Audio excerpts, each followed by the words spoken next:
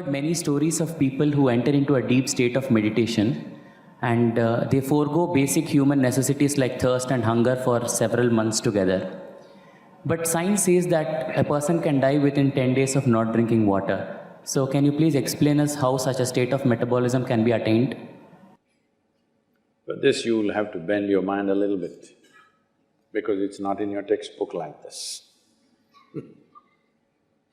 Just day before yesterday, somebody sent me a message from the yoga center. There is something called as jnana linga. This happens very often, but this happened to a foreign national, so the message came to me little concerned. So this person went and sat in jnana linga at 7 o'clock in the morning, because everybody gets only a 15-minute slot to sit there because of the number of people. She sat there at 7 o'clock in the morning. She did not move till 3 p.m. How many hours is that? 3 plus 8 hours. She just sat there unmoving. She didn't realize that she's sitting that long. She thought she's going to sit for a 15-minute slot. So they sent a message to me, Sadhguru, like this, she's not moved, should we disturb her? I said, leave her alone, it's okay. Like this it happens. Once it happened, I sat down way back. I thought, this was new to me also at that time, I thought I'm going to… I sat there for 25–30 minutes.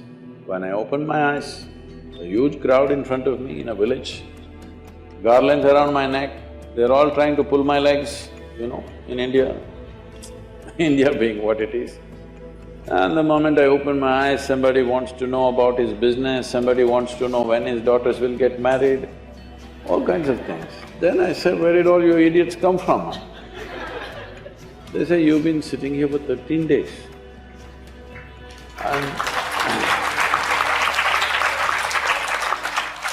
So, what happens in the system? That's what you're asking.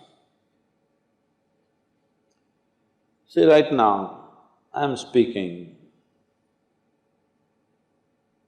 If you check my pulse, it's somewhere around 55, 58, in that region. If I simply sit quietly, it'll drop below 40. If I simply sit down and I'm doing something without interaction, talking, moving, if I simply sit, it'll drop below 40. Now this is at ease. This will not build any unnecessary friction inside. So the amount of energy it consumes is very low. All of you medical students, you know this, 20% of the energy in the body is consumed by your brain, though it is hardly a pound and a half at the most. So, this much body is consuming 20% of the energy. This much body is consuming only 80%. If you compare this and this in weight, it's 50 times more, much more. So, you must understand, if you keep your mind in a certain way, the amount of extra energy that you have is enormous, because you're not unnecessarily consuming, wasteful usage of energy is not happening. This is true with every system. Whether it's a car, whether it's a machine, whether it's anything, how friction-free it is running, that much energy will come down, isn't it? Anything that's happening with big friction will consume enormous amount of energy. So physiologically, psychologically, energy-wise, if you bring friction-free function of your system, metabolism will drop and you will function very efficiently, because when you want to pitch it up, you have a whole range to pitch it up. When you want to lower it, it's there. Right now, the range that most people are carrying is very, very small. If you push them into activity, they will get totally tired out. If they have nothing to do, they will freak. If you have nothing to do, you freak, isn't it? So in this condition, it'll not go down. Now, everything that you consume is higher simply because you're at a higher RPM, that's all. We can Within 3 days, we can teach you a simple form of meditation, which will bring down your metabolism by approximately 24%. This is the highest drop that you can have in conscious states of meditativeness. If metabolism drops beyond that, you will not have any sense of body. If you sit here, you have no sense of body. It is from this that a yogi is sitting. See, if you sit down here, even if you don't have a watch, your legs, your back, your bottom, everything is keeping time, isn't it? Hello?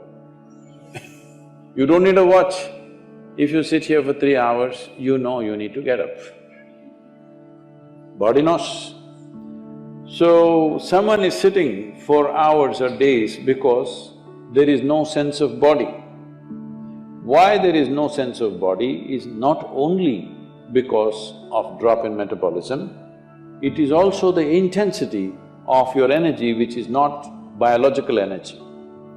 Another dimension of energy is fully intense. Once it pervades the entire body, you have no sense of body. If I go into your program 10 hours, 12 hours, I am the only one continuously drinking water, but I am the only one who will not go to the restroom, I am the only one who will not take a break. Everybody, every 2 hours they take a break and come back.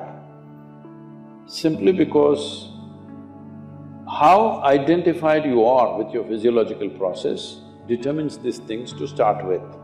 But there is also sadhana. There is also certain work to be done with your system. So everybody may not be willing to do that level of sadhana, but everybody must do some sadhana. Something so that what you wish to do, you can do effectively.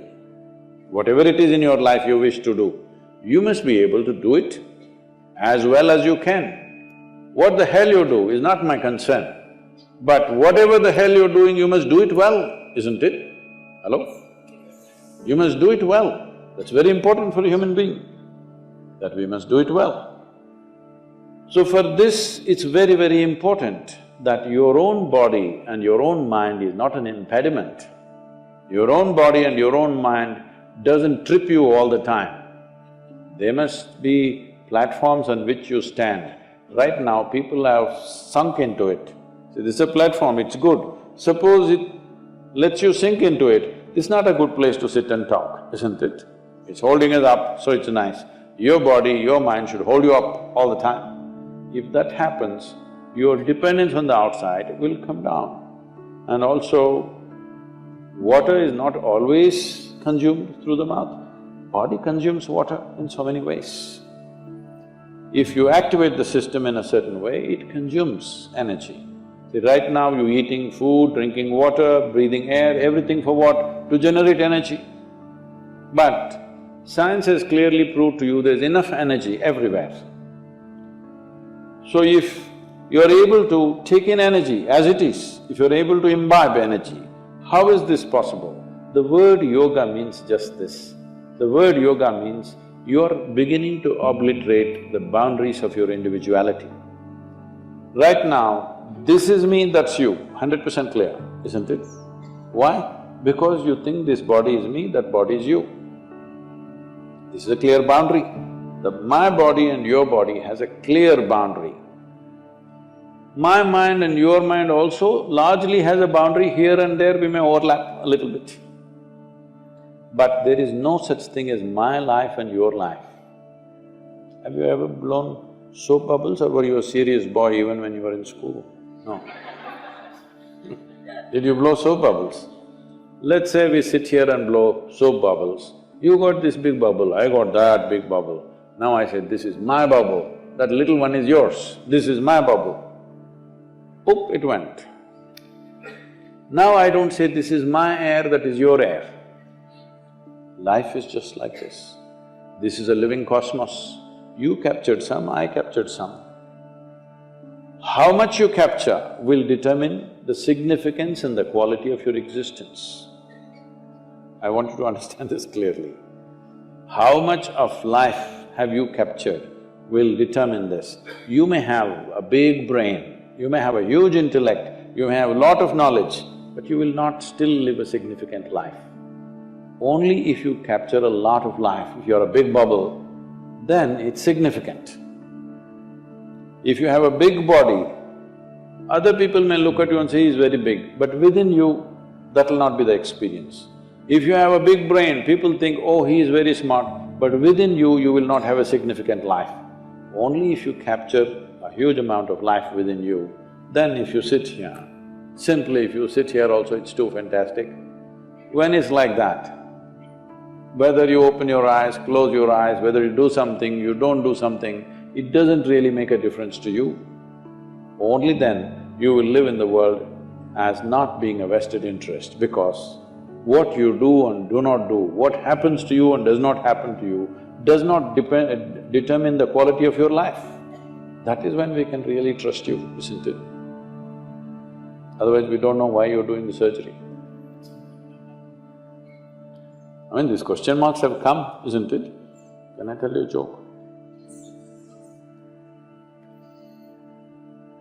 A man went for a surgery, he needed a surgery, so he went to the doctor. Doctor said, this is in United States, so doctor said it'll cost you $36,000. Then he said, doctor, I cannot pay that, I don't have insurance. Then doctor said, don't worry, you pay 3,000 per month. The patient said, but that looks like a car payment, you know, installment to buy a car. The doctor smiled and said, yes, I am buying a